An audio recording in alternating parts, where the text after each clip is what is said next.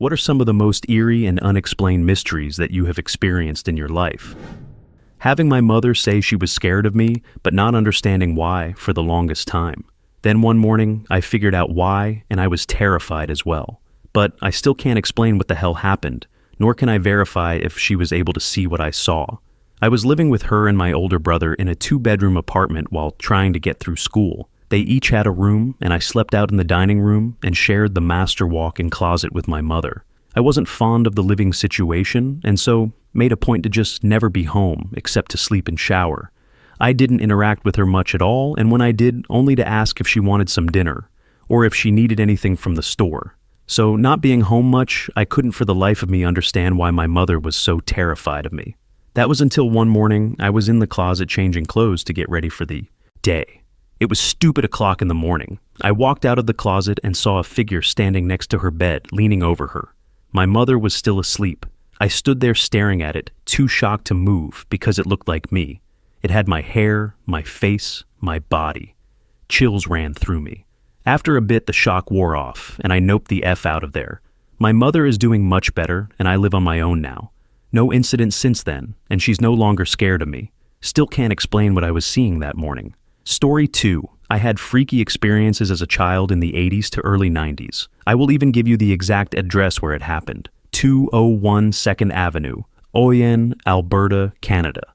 In our TV room, there was a closet door set into the wall behind the couch, at one end of it, with the door out of the room at the other end. I had a recurring dream where I would be lying on the couch when the closet doorknob began to rattle. Then the door opened a crack. I would get up and open it.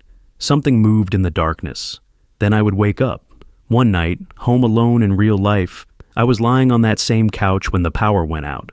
I heard the closet doorknob rattle. The lights came back on, and the closet door was open slightly. I backflipped over the end of the couch and noped the hell out to the back porch until my parents got home. Another time, I was brushing my teeth and heard my dad say, clear as day, "Can you come give me a hand with this?" or something close to that. I was home alone. No one else was there. Back out to the porch I went.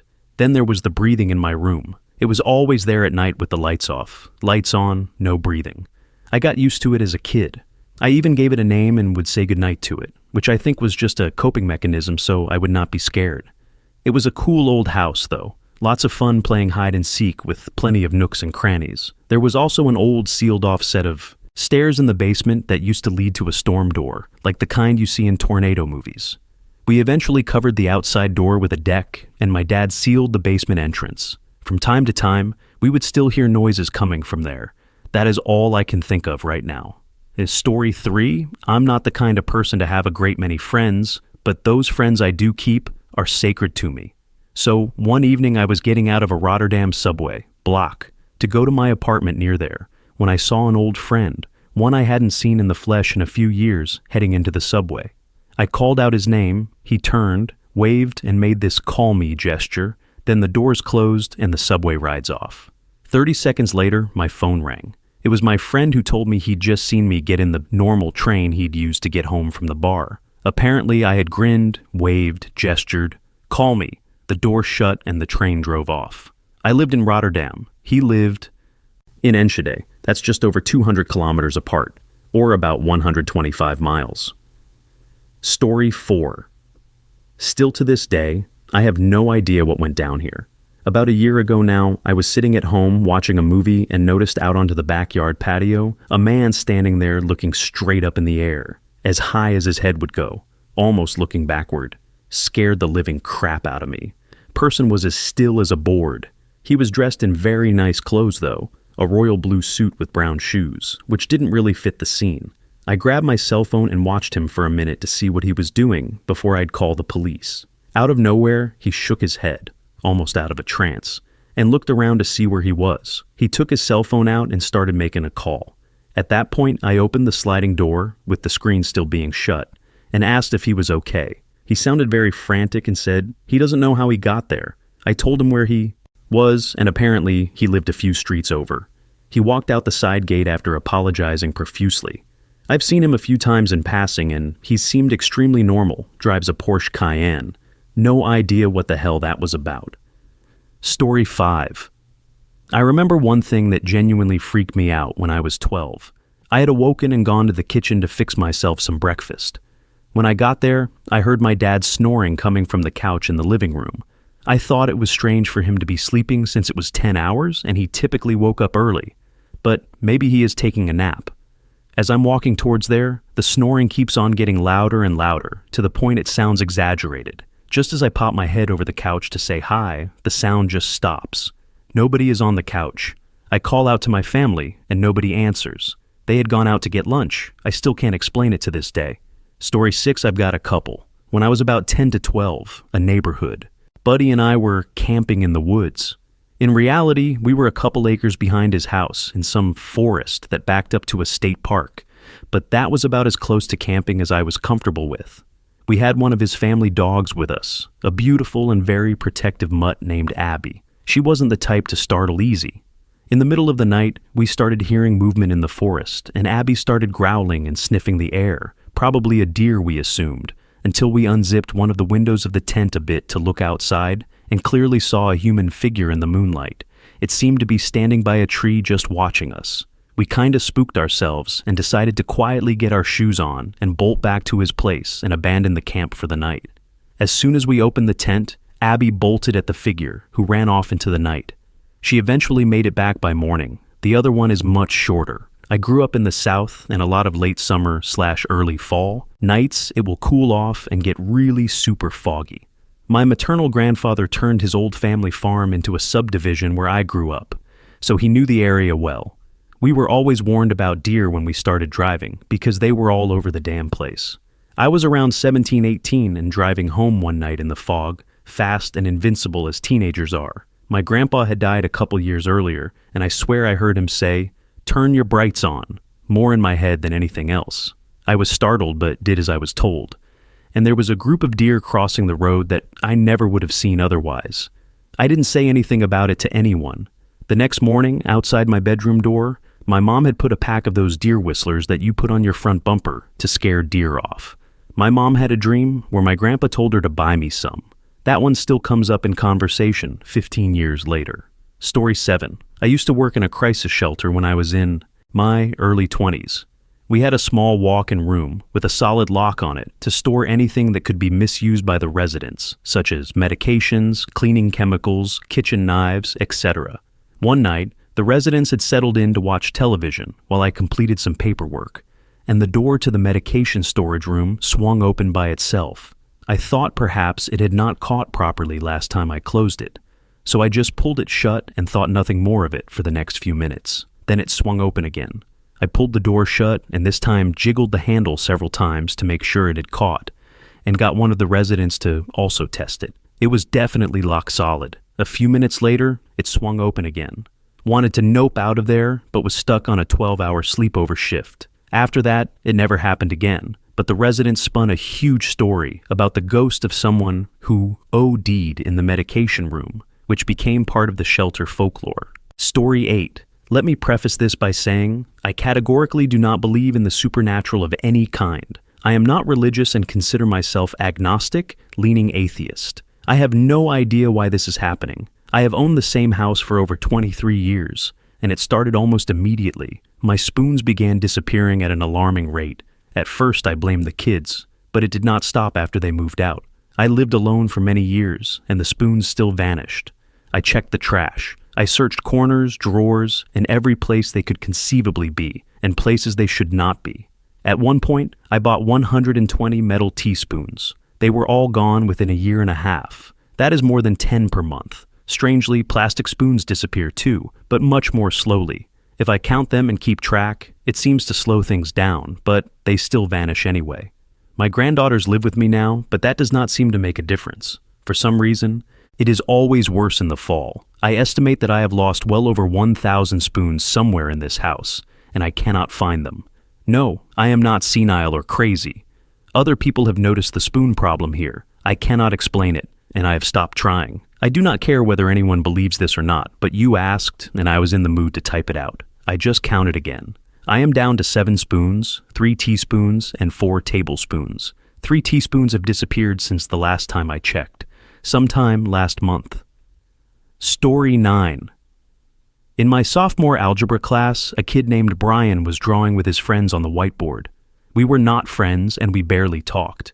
He was drawing a dragon, and I was on the other side of the room halfway listening. He said, "Instead of fire, I'm gonna make him breathe." And in my head I thought, it would be cool if he breathed cupcakes and dead ass. Brian looked at me and said, "Cupcakes." And we just looked at each other. And he knew, and I knew, it was no coincidence. Story 10. My father's two sisters each lost her husband within a year of each other. Their husbands had been friends, so they ended up buying cemetery plots next to each other. So at the second funeral, we're lowering Uncle B into his grave. Suddenly I hear a sizzle. I look up, and instead of a graveyard, I'm in a backyard, and Uncle B is grilling. Uncle A, who's been dead a year, says to me, "Do you want some lamb?" Before I can answer, I blink again, and I'm back in the graveyard. I tell people that's my seeing a ghost story, but I've considered that it was maybe a vision of the other side. Story 11. When I was 6, my grandparents took me to this Christian youth revival type event. There were skits about resisting the devil, sing-alongs for Jesus, gymnastic exhibitions for Jesus, guys in karate gear breaking boards for Jesus, things like that. In between the acts, the presenters would give small speeches about how important God is and how the devil's agents were among us, waiting to harm us. One thing stuck with me because it was really grim. He told of how Satanists were kidnapping people and eating them. Police just across the border had found a hell house, and in that house was a witch's cauldron filled with human body parts coming from a young man who had been taken right off the streets. The boy had been kidnapped, tortured, and murdered, then made into a stew that the Satanists ate to give them magic powers, the presenter told us kids. This was the summer of 1988. Years later, curious, I looked up the incident. A student named Mark Kilroy had, in fact, been kidnapped, tortured, murdered, and put in a cauldron by a cult leader and his followers in order to give them immunity from the police and other cartels. All the details fit, except that this happened in March of 1989, the year after the youth revival. How did the presenters know about the murder? Were they talking about another murder? Or did I end up in a Christian-themed time slip? I asked my grandmother about it. She said she had no idea what I was talking about and denied ever taking me to a youth revival. All these years, I've never been able to explain it. Story 12. I used to be on a search and rescue patrol. We got a very strange call one night. A loud car crash in the middle of a rural area was reported by a nearby resident. But when emergency workers showed up, the victims were nowhere to be found. So we showed up to the scene, and at the end of a very long dirt road, there was a 90-degree turn with an embankment. The car was clearly going at a very high speed, missed the 90-degree turn, hit the embankment, flew through the air, and the front of the car hit the ground so hard it gouged out a pretty sizable hole upon impact. The windshield showed 2 shattered impact zones where the passengers' heads hit, covered in blood and hair. There was more blood in and around the car. The scene was gruesome and didn't look like a survivable crash, especially given the mangled condition of the car.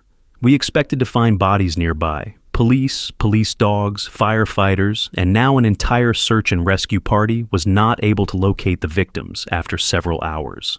As night set in, it began to get more and more eerie. There was this horrible-looking car crash, but no bodies to be found. Finally, after about 3 hours of searching, there was a 911 call that came in. A report of a bloody dead body found in the bed of a parked pickup truck in a rural home's driveway a couple miles away. Apparently, a family was coming home from a vacation, and when they pulled into their driveway, they noticed the body and immediately called 911. So 2 police units dispatched from the search to respond to the call. We all assumed this would be the end of the story. Well, the police showed up to the house, and to everyone's surprise, no body to be found. Somehow the body had vanished. There was blood, but no sign of anything else. So a second search radius started from that house. We searched practically the whole night. Were called back the next morning, and nobody ever found the bodies. We eventually called the search off. To this day, I have no idea what happened.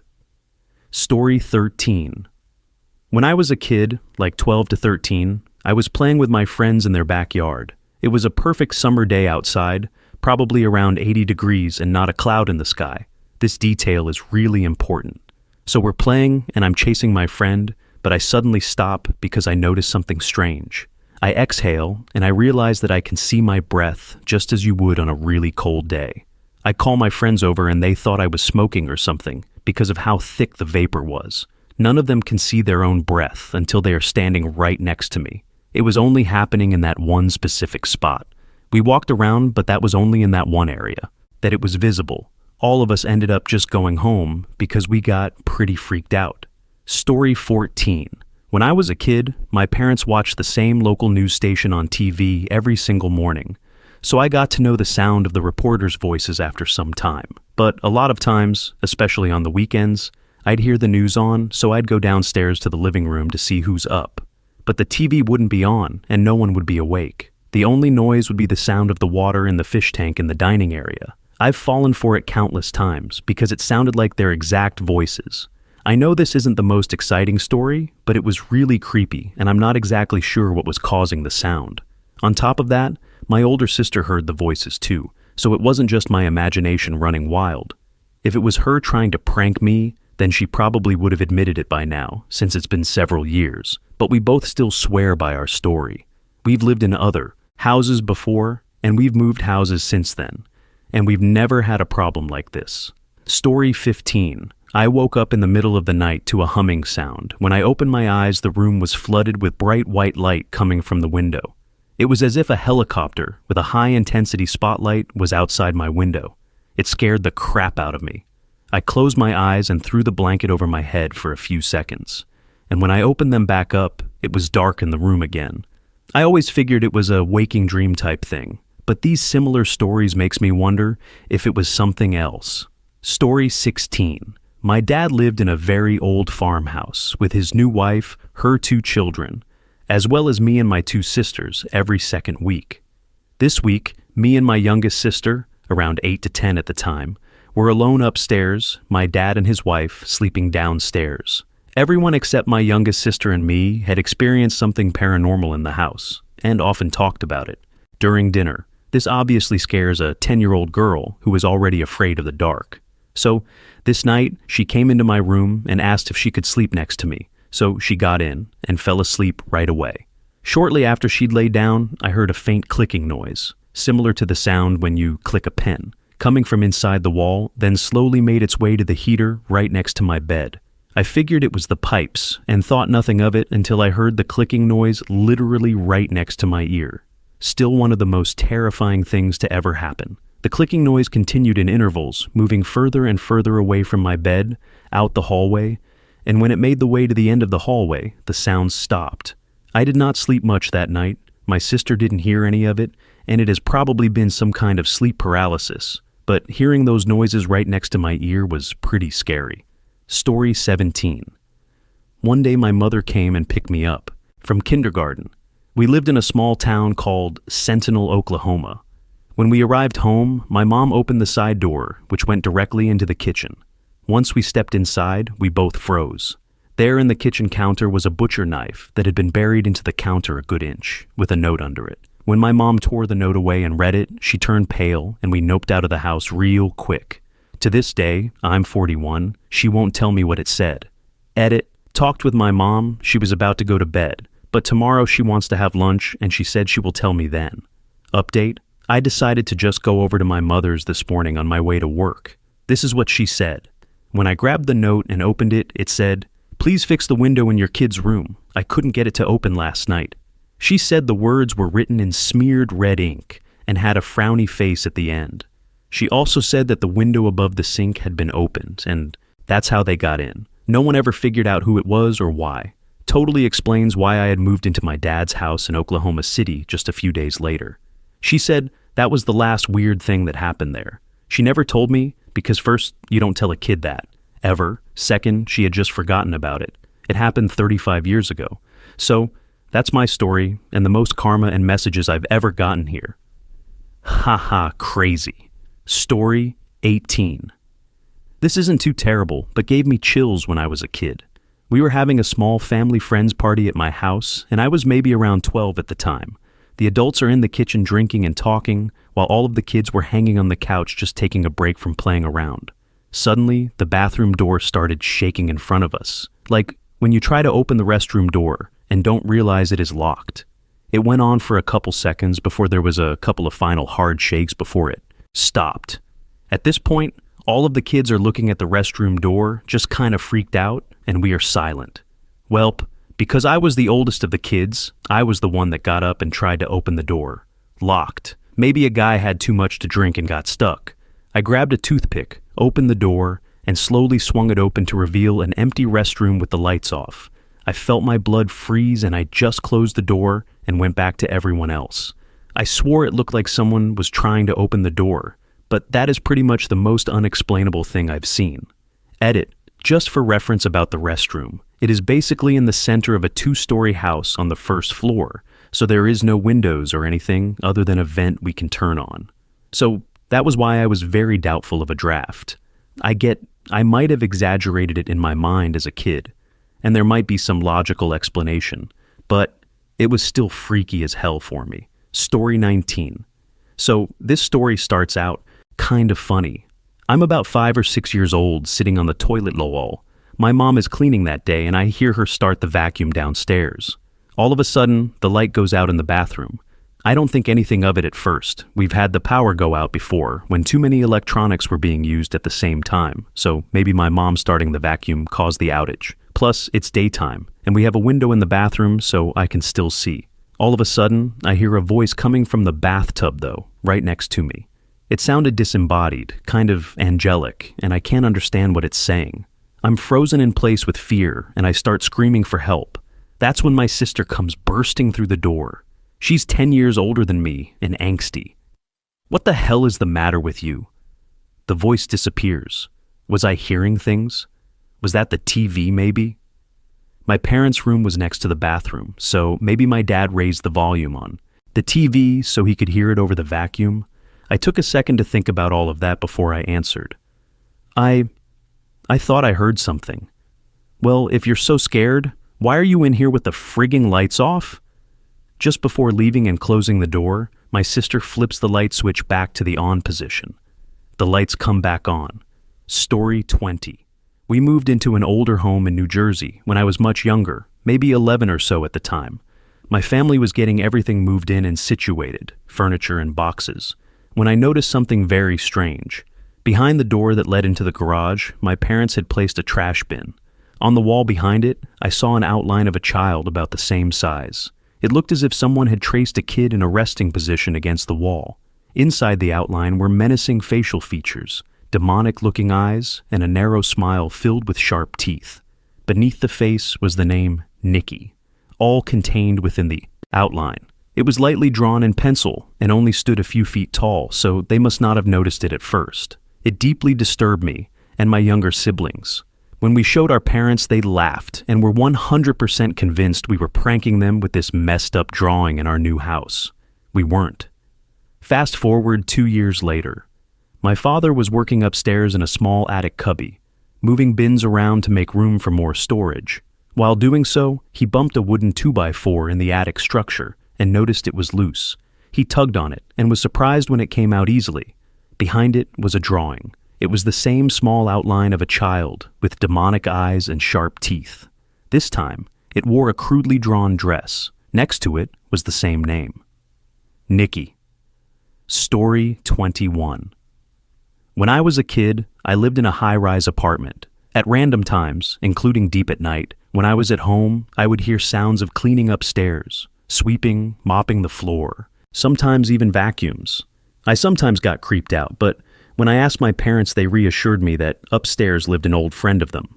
It was about a year after I moved from there. When I was 15, I first met the old friend in question in another friend's wedding. Really nice old lady and nothing out of ordinary. The point is, she told me that she hasn't been living in that suite for years straight and has only been keeping it at hand for investment purposes. It was a closed neighborhood, common in China, with strict security guards and lock-strong doors for almost every home. The floor was 14th, so windows were inaccessible as well. I met her afterwards a few times, and she also told me that she never hired any housekeepers for it or invited any relatives to live there. Story 22. Cold weather survival training. 3 days in the mountains with temperatures occasionally dropping below zero. 12 students each positioned about half a mile apart. We were issued a kind of flare gun for, "oh crap, I'm going to die" moments. And if you saw a flare go up, You were supposed to move toward it. I was in my shelter, freezing my bum off, when I saw a flare go up. My heart sank. I grabbed my gear and rushed toward it. As I got closer, I saw 3 more flares go off from different sites. Now I was panicking. 1 flare is bad, 4 is a shit show. I got within about 100 feet of the first site and saw another student's shelter. I called out to warn him I was approaching, then walked up to find him completely fine. Fire going, everything normal. I asked if he had fired a flare or seen the others. He said no and showed me his flares. None had been fired. I checked him over. He looked fine. He still barely spoke, which was weird as hell. I thought he might be in shock, so I stayed for a bit until he pointed toward the door. I took that as my cue, said I'd head out if he was all set, and he nodded. As I walked back toward my site, I got an eerie feeling. The whole way, the hairs on my neck stood up. I started climbing back into my shelter, and there was someone inside. I freaked out for a second, assuming it had to be another student, until he looked up and just stared at me, completely expressionless. It took a moment to realize it was me, like looking into a mirror. I have never had a more terrifying, I should not be here feeling in my life. I bolted out of the shelter, tripped, and fell. The next thing I knew, I was waking up in my shelter with a cadre member, asking if I was okay and if I was ready to hike out. I assumed everything had been a dream. I got up and packed my gear. As we were walking to meet the others, he asked me why I didn't respond to the flares the night before. Terrifying. Story 23. Philippines. I was getting ready for work in my apartment, which has a view of the city. I looked out the window and saw a glowing red orb high above the buildings. I tried to think logically. Was it a helicopter, a crane light, one of those lights on top of tall buildings, a spotlight? None of those fit. It looked like a floating ball of light, bobbing around roughly 100 feet above the buildings, large enough that it would have been noticeable to anyone looking up. I called my significant other over to look at it, and she was just as confused. It hovered and drifted slowly, with no visible physical features, no propellers, no wings, nothing metallic. We stared at it for a few minutes, and then suddenly it moved north faster than any helicopter or plane I have ever seen.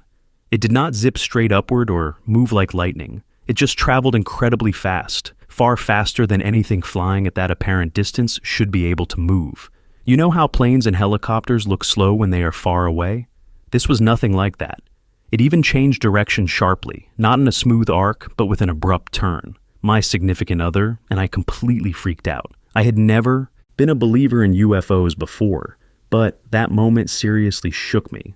We searched social media and the news to see if anyone else had seen it. There were a few posts about it, but it never gained enough traction to be picked up by local news.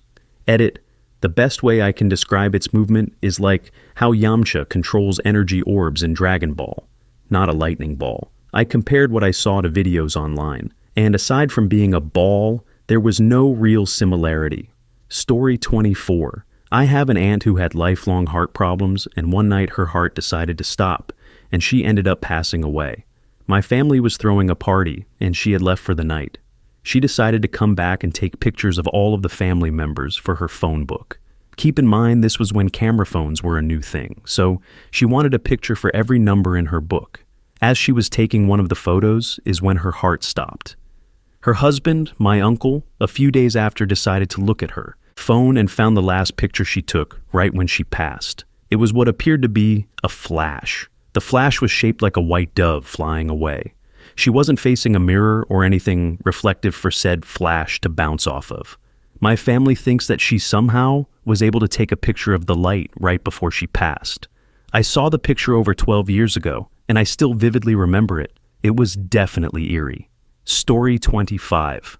A family member's house was always known to be haunted when I was a kid. Not in a scary or violent way, just in a mildly creepy, something feels off kind of way.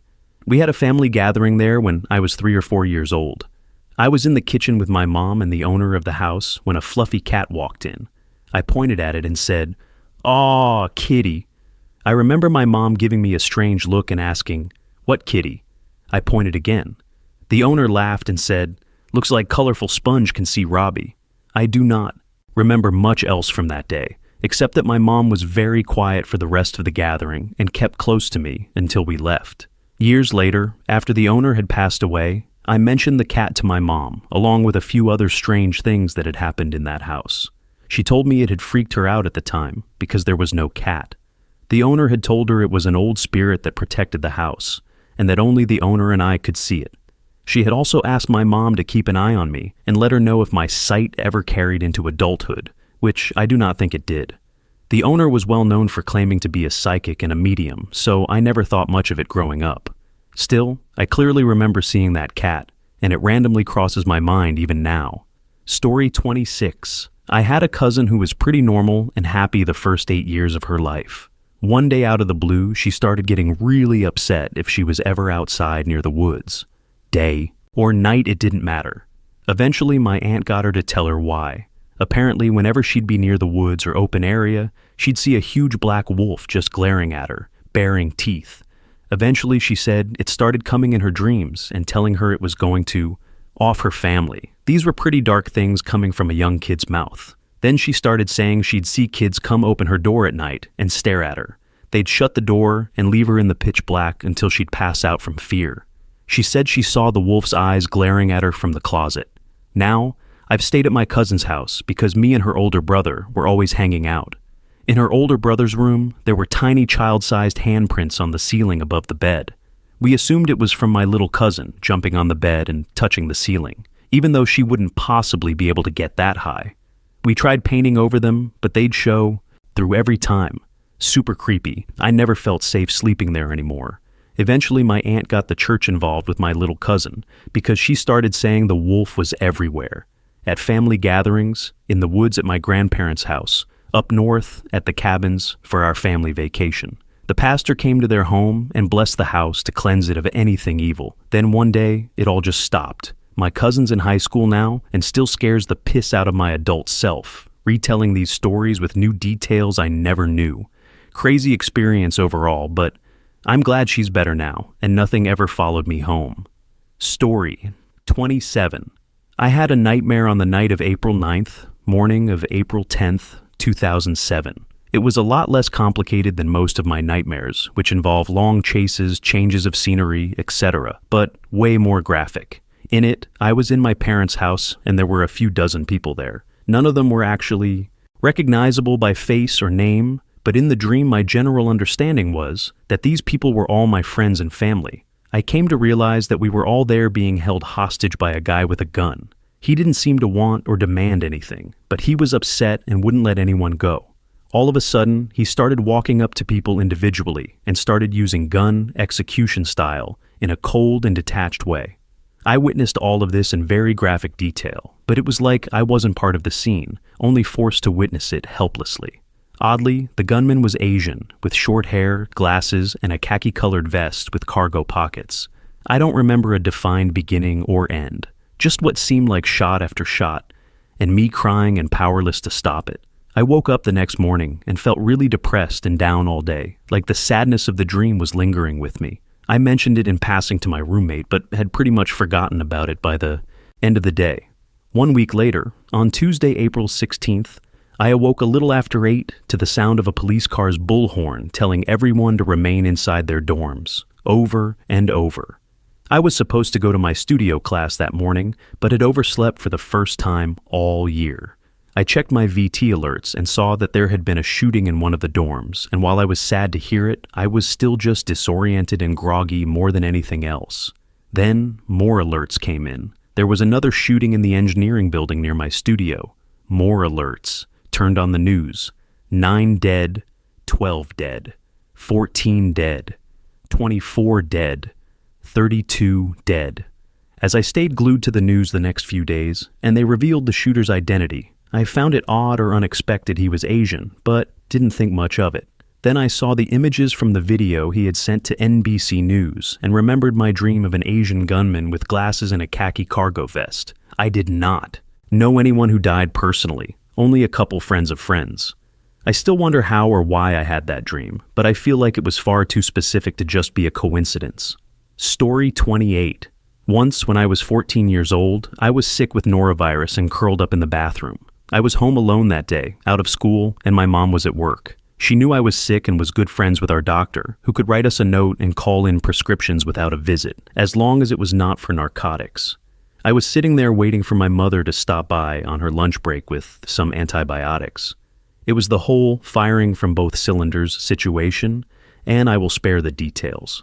I was in absolute agony when, all of a sudden, I heard a very deep voice tell me to get up and get out of the bathroom. I immediately felt better and got the hell out, because scary voice plus adrenaline is a powerful motivator. As soon as I stepped out, a bullet came flying through the window and slammed into the bottom of the toilet, right where my head would have been. So, thank you, evil or good demonic Morgan Freeman voice. I like to think it was an audible hallucination because I was so out of it, combined with an incredible coincidence. Still, it makes me wonder. My great-grandfather lived in that house, and my father always described him as a 7-foot mountain of a man with the voice of Satan. Maybe I should be thanking great-granddad. Who knows? Story 29. My father, when I was a baby, claimed that nearly every night late into the morning, he saw a ghost while we lived in my grandma's giant house. This was during the 80s. We lived there for a year. After months of this, the topic came up in front of my grandma. She asked about what he saw. She couldn't believe the description my dad gave her and thought he was lying. She pulled out a photo album, and my dad went through it and found my grandma's sister as a young adult who died young. He knew her. Name, the age she died, where she was born, and a lot of other things he claimed she told him throughout her visits with him. My grandma was blown away and began crying because she never told him about her, and there was no way he could have known about her, besides her sister telling my father herself. My grandmother would tell the story all the time when we were older and would visit her. My father said after we moved out, he never saw her again. Story 30. Me and my mom went to my dad's holiday party in this smaller office. We needed to use the bathroom and went to the back area hallway where the men's and women's restroom was. As we were about 15 feet away from the women's bathroom, a little girl with long brown hair and pink shorts pushed open the door to go inside, and I saw the inside of the bathroom and realized it was single person only, so I stopped my mom. So we waited. 5, 10, 15 minutes. Even men passing by told us we could use the men's restroom, since it was single person anyway, and saw how long we were waiting, but we still waited. Eventually, my mom knocked on the women's bathroom door. No answer. She opened the door, and the light was on, but nobody was in the small bathroom. She even checked the small cabinet. I know 100% what we saw was real because, 1, we both saw the same girl. 2, I wouldn't have known it was a single-person bathroom if the door hadn't opened when the little girl went inside. Used the restroom, and basically walked out of there. Story 31. When I was around 12 to 13 years old, I was biking around the neighborhood with some friends. One of them mentioned a house nearby that was supposedly haunted, so of course we decided to check it out. When we got there, it definitely looked abandoned. The yard was overgrown, and the house appeared empty. We spoke to a neighbor across the street, and he confirmed that the family had moved out and no one else had moved in. He said no. One was there, and he had been doing yard work all day without seeing anyone come or go. So we went to investigate. We walked around back and saw more signs that the place was deserted. The backyard was empty, but you could tell where a table had once been. There was also a small waterfall feature filled with stagnant water and mosquito nymphs. To our surprise, the back door was unlocked, so we walked into the kitchen. It was empty too, nothing in the cabinets, no chairs or table, just the island. It was clear no one was living there, which is why we completely freaked out when the crying started. All of a sudden, we could hear a woman crying to herself. We froze in terror. Then someone must have made a noise, because the crying stopped abruptly with a sharp inhale, and the woman asked, "Who's there?" We noped the hell out of there. We sprinted out of the backyard, cut through a few neighboring yards, and did not stop until we were well out of sight of the house. We were all shaken, but also intrigued. Being young and dumb, we could not just end the adventure there. The stories were true. The house seemed haunted. We felt like we had to investigate further, so we went back. The house was completely empty. We walked through every room, checked upstairs, and even went into the basement. Aside from some water damage down there was nothing of note. Just an empty house that had cried an hour earlier. I do not know what exactly happened that day, but there was something in that house with us the first time we went in. We all experienced the exact same thing. Whatever it was, I hope it found peace. Edit. This was not a crackhead. We were about 15 to 20 miles outside the city, with no public transportation or anything that would make getting there easy. Unless someone decided to hike through the woods from the city, it seems unlikely. There were no cars out front or anywhere nearby. There was also a major police presence in the area, since we lived down the street from one of the highest paid NFL players in the league. Story 32. I was about 9 or 10 years old, I think. One night, I woke up because I was insanely thirsty. I went to the kitchen, got some water, and headed back to my bedroom. The moment I walked in, though, the hairs on the back of my neck stood up. I suddenly felt unwelcome in my own damn room. I ran to my bed and did the classic, monsters cannot see me if the blanket is over my head, move. I stayed like that for a few minutes when I swear I felt something, or someone, push down on my head, twice. I got out of bed as fast as I could, the blanket still over my head because I was too scared to look, and went straight to my sister's room. I slept there that night. To this day, I do not know if it was real or something my mind made up, but thinking about it still gives me the creeps. Story 33. Maybe not a mystery, well, sort of. I do not really know. About 3 or so years ago, a friend and I were at my farm when we heard a really strange call for help. It sounded raspy, but it was fairly loud and still mostly human. My friend thought it sounded like his little stepbrother, so he took off to look for him. I was already weirded out, so I went and got my dad. He drove us closer to the woods and started calling the boy's name. For some reason, I did not follow either of them. I honestly do not remember why. About a minute later, my friend called me over and said, "It's George." George was my chicken. We had chickens on the farm. He had one, I had one, and my sister had one. Mine was named George, or Georges, because she was actually a girl. When I went over, he was not lying. When George opened her mouth, I heard the exact same raspy sound that had sounded like help, and I do not mean kind of. I could clearly make out every sound of every letter. I still do not know why George kept making that noise, or how it ended up sounding so much like a word, and I have never really tried to find out. If it matters, the sound was more like help, with the E lasting the longest and being the loudest, and the P being very quiet. Story 34. My family jokingly calls me a witch because weird things always happen around me. Like another Redditor in this thread, I sometimes get weird or useless premonitions. Like I know the phone is going to ring, or I know something will fall, or something is going to happen. That being said, I've had a series of coincidences that have made people uncomfortable, like knowing that the fire truck I randomly saw as a child was on its way to my house. No, I didn't start the fire. Or sending an online voodoo curse to someone, and then they got into a horrible skiing accident that same weekend. Or getting mad because my now ex planned to ditch our anniversary plans to go to a concert. So I made a comment about how I hope the concert gets canceled. And then it did, because the opening band crashed and one of the members died. Or 2 nights ago, I'm laying in bed with my husband, and I say, "Jesus, that light is bright."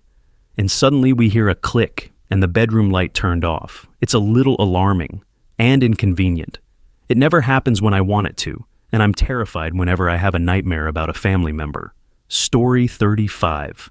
This happened about 13 or 14 years ago. I was a junior at a high school on a mountain. My friend and I attended an astronomy meeting at the school's observatory one night. As everyone was leaving at around midnight, we stood in the parking lot and stared off at the nearest peak as we talked. All of a sudden, this bright reddish-orange ball of light came zipping toward us from the other side of it, way up high in the sky. We thought it was a shooting star at first, until it quickly dropped altitude. It was headed straight down toward the tree line. We thought it was going to crash before it just stopped midair. My friend and I went completely silent as we watched this thing hover there for about 20 seconds when it rapidly dropped below the trees. We could see its glow light up the distant forest as it darted around the trees at an impossibly fast speed for another 20 or so seconds. It eventually shot back up into the air, hovered again for a short time, and then it was gone. And I mean that it looked like someone had just flicked off a switch. It completely disappeared. We both sat in shock for a little bit before freaking out. I still have no idea what we saw that night. It was a perfectly cloudless night, so it wasn't ball lightning. If I'd seen it recently, I would have assumed it was a drone, but this was a long time before those were prevalent. And even then, I don't think a drone can move like that, especially not through the trees. Story 36. About 5 years ago, I was working as a sous chef at a local Greek restaurant. On Sundays, we were closed for lunch because it was always slow, so we used the time to do inventory and experiment with features for the upcoming week. The head chef and I did most of the inventory in the back. Then, in the summer, we would sit outside to call distributors and place orders. We were sitting outside when all the lights inside the building suddenly turned on. That was weird, so we went back in to see if the owner or the front of house manager had come in. Nope. It was still just the two of us. A moment later, the door to the staff change room or bathroom slammed shut. I knocked. No answer. I tried to open it. It was not locked, but it felt like someone was pushing back against the door. After a bit of effort, I got it open. No one was there. Then things escalated. 5 or 6 chairs that had been stacked upside down on the tables suddenly fell to the floor, and the espresso machine started spraying water everywhere. We cleaned up what we could and then noped out of there for about an hour. To this day, I have no idea what happened. I do have the security camera footage somewhere, and I will see if I can dig it up and post it. Story 37. When I was younger, maybe 11 years old, my mother and her ex-boyfriend got into EVP, electronic voice phenomenon, and wanted to see if they could contact spirits. I was skeptical then, and still am, but I would sit in on the sessions to listen and stay close to my mom. The place we lived in had been many different things before being converted into apartments. The most notable was that it had once been a women's reformatory, basically an old prison for women, a long time ago. Our apartment was small, so my youngest brother slept in a crib in the living room, which was directly next to my mom's bedroom where the EVP recordings took place. My mom and her ex never really captured anything concrete. There were bangs and bursts of loud static, but nothing clear. One night, during a session, my mother asked out loud, "What's in the woods?" From the living room, my 3-year-old brother, fast asleep and barely able to form full sentences, suddenly said, very calmly and clearly, "Don't go into the woods." I still shiver when I think about it, and I still wonder what was out there. Story 38. When I was a kid, 9 to 11, I used to help my grandmother with her livestock during the summer and would stay in the mountains by myself for a week. It was pretty cool to be around nature and living in a cabin alone. One day I went to check on the cattle in the forest. Once I found them, I stayed with them for about 3 hours. Once evening started approaching, I decided to head back to the cabin. As I was walking back, I could sense something or someone was following me. I looked around, trying to see through the trees, but nothing was around. I tried to listen carefully to hear if anything was near, but again didn't hear anything. I picked up my pace, and I could hear something walking a distance from me. I used my peripherals to my right, and I could make out something pale, like a bare person behind a tree. It looked to be a woman, but as I swung that direction, the being wasn't there. It sent an utter shock through my body, and I started to run home. Once I got to the cabin, I got the sheep back in their corral and hid in the cabin. I was so scared of what I saw. I told my mom and uncle about what I saw when they came to check on me. They had no idea who or what it could have been. They believed me, but were also stumped. My grandmother didn't know as well, and thought maybe it was a neighbor trying to scare me. Well, Grandma, it worked. Story 39.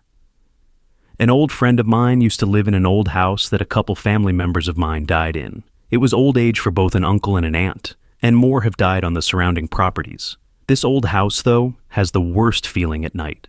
Like the kind of darkness that pushes you to bed early because you lose sense of where the walls are. A couple odd things happen there as well. My friend and I went out on his porch one night to smoke a cigarette, and as I crossed the front door's threshold, the cigarette just dematerialized out of my hand. Thinking I dropped it, we sort of frantically searched for it, as smokers do for lost cigarettes. Plus, they had kids and small dogs, so I felt obligated to find it. I ran my fingers along every edge of the door frame. I dug my fingers in every vacant space I could find. We never found it. Not paranormal, but I searched my bum off for that thing, so I like to think a distant relative was trying to get me to quit from beyond the grave. A time came when my friend and his family moved to be closer with their family, and the house sat empty for a long time, because my family couldn't afford to buy it again, especially when its age is factored in. I was a teenager, and naturally I felt exploratory, so I lurked around it one night, checking for ways in. A combination of teenage entitlement and my family's ties to the building made me feel like it wasn't even breaking in. The thing was, one of the sliding glass doors was left unlocked. Inside, I was a little angry to see how messy they left it. It honestly looked like toddlers had just left random objects scattered across every floor. They even left behind a small couch I wish I took in hindsight. So I made a little sitting area upstairs with the couch and a couple plastic tables the kids used to eat on. I got high up there a few nights and let myself unwind. It was fun to pretend that I had a whole house just to myself. I always made sure to shut the lights out so I wouldn't be caught, though.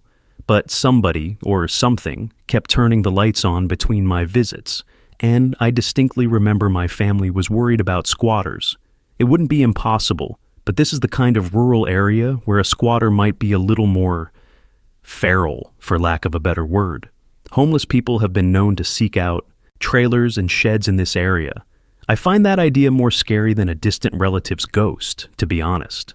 Story 40. I still can't figure this one out. My wife and I were driving through the mountains of Oregon one night. She was driving.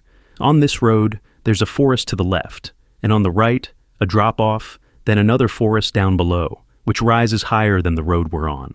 Out of the forest on the left, a large creature flew right in front of us. Its wings were about the length of our car, and its body was about the length of a small human, like a little person. It had legs and arms like a person.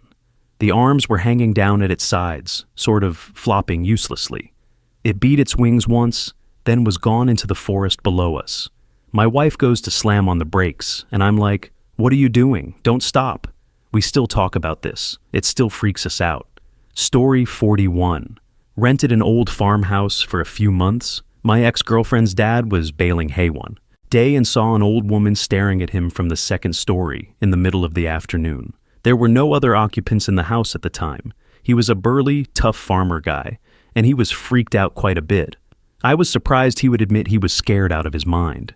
Fast forward a little, turns out one of my family relatives had built the house and lived there. They had a mongoloid son or something, and had him locked in the shed. He wasn't allowed in the house. My mother and my 3 aunts had visited and stayed the night there for some reason in the 60s when they were little girls. It was just a coincidence when I had told her where I was living at the time. My mother still remembers how awkward it was. My girlfriend at the time had slept upstairs in one of the bedrooms while I was out of town. She claimed to see an old woman in the middle of the night looking out the window opposite the bed at the meadow. She slowly turned around and stared at her. Then she ran, out screaming in the middle of the night in January. She refused to stay there anymore and moved out the next day. I slept a bunch of nights there and never saw anything odd, but the farmhouse is still there. My sister lived there briefly afterward. She lasted maybe a month before she said, "Screw this," and left after hearing odd noises and random cold breezes in the house in July. It's hot in Missouri in July. Weird experience. Story 42. My bedroom used to be in the attic of this apartment house we rented, and I used to always feel like I was being watched while I slept. Like an old man was looking over me. I didn't know if he was good or bad. I always had nightmares of being shot in that house too, which is odd for a middle school kid who lived in a decent neighborhood.